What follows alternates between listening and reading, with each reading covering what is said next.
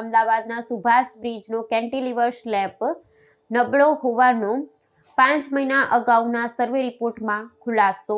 મહાનગરપાલિકાએ સમારકામમાં બેદરકારી દાખવતા વધુ નુકસાન થયાનું અનુમાન. અમદાવાદના સુભાષ બ્રિજની માળખાકીય સુરક્ષાને લઈને ગંભીર બાબત સામે આવી છે, જેમાં પુલનો કેન્ટિલીવર સ્લેબ નબળો હોવાનું 5 મહિના અગાઉ કરાયેલા સર્વેના રિપોર્ટમાં બહાર આવ્યું છે.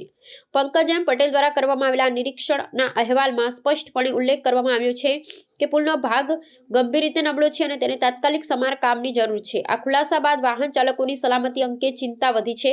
સર્વે રિપોર્ટમાં સામે આવ્યા છતાં અમદાવાદ મહાનગરપાલિકા દ્વારા અત્યાર સુધીમાં પુલના સમારકામની કામગીરીમાં બેદરકારી દાખવવામાં આવી હોવાનું જણાય છે.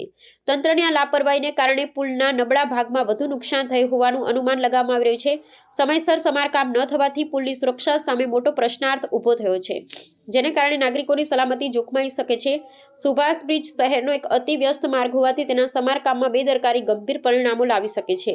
નાગરિકોએ માંગણી કરી છે કે મનપાએ તાત્કાલિક ધોરણે નબળા સ્લેબના સમારકામની કામગીરી શરૂ કરવી જોઈએ અને જવાબદાર અધિકારીઓ સામે બેદરકારી દાખવવા બદલ પગલાં લેવા જોઈએ. આ ઘટનાથી જાહેર માળખાકીય સુવિધાઓની જાળવણી પ્રત્યે તંત્રની જવાબદારી અંગે સવાલો ઉઠ્યા છે.